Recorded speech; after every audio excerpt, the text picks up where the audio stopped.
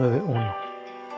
Saulo, respirando todavía amenazas y muerte contra los discípulos del Señor, fue al sumo sacerdote y le pidió cartas para las sinagogas de Damasco, para que si encontraba algunos que pertenecieran al camino, tanto hombres como mujeres, los pudiera llevar atados a Jerusalén.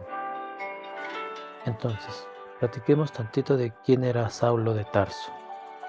Saulo de Tarso era un fariseo, quien aprendió directamente las enseñanzas de Dios con Gamaliel, quien fue su maestro, a quien le aprendió muy bien, tanto así que su amor hacia Dios era demasiado, e inclusive él profesaba que así como él amaba a Dios, quería que todos amaran por igual a Dios.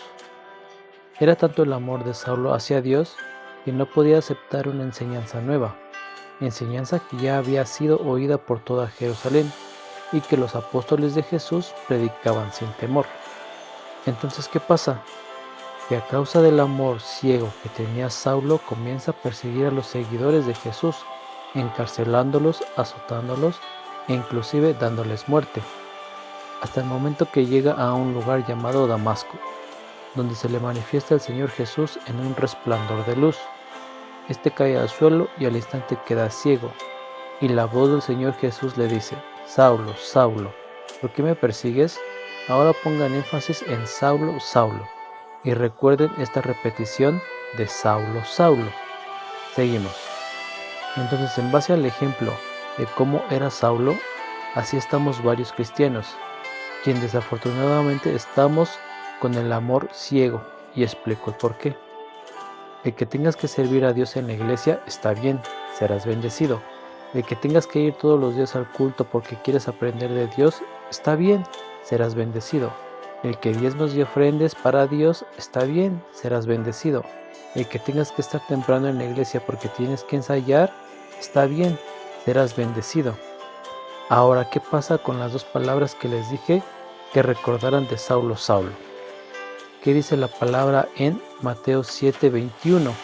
En la versión de la Biblia de las Américas dice: No todo el que me dice Señor, Señor, entra en el reino de los cielos, sino el que hace la voluntad de mi Padre que está en los cielos.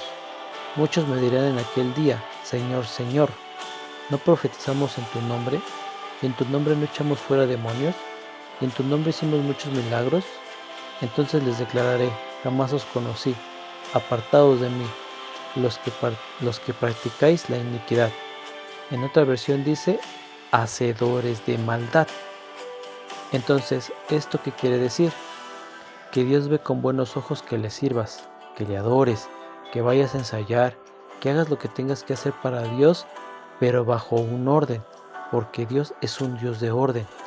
Y hay hermanos que en todo quieren participar y que todo quieren hacer en la iglesia, pero por otro lado descuidan su propia casa, descuidan su propia familia y se olvidan que también tienen familia en casa, llámese esposo, esposa, hijos, abuelos, etc., que también tienen la necesidad de una mamá, de un papá, de un hermano con quien compartir, porque llega a haber el caso que conoces más al hermano de la iglesia y desconoces las problemáticas de tus propios hijos por estar más concentrado en la iglesia.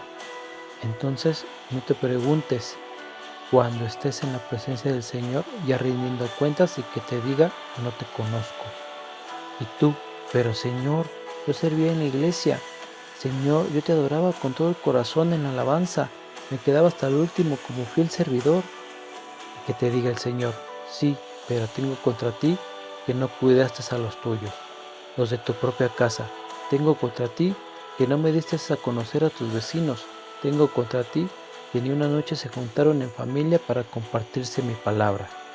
Hermano, no esperes a que Dios te diga: apártate de mí, hacedor de maldad, y tenga que tirarte postrado como a Saulo a causa del mal amor que tienes hacia Dios, que te haga pasar alguna enfermedad de cama o dejándote ciego como a Saulo para accionar.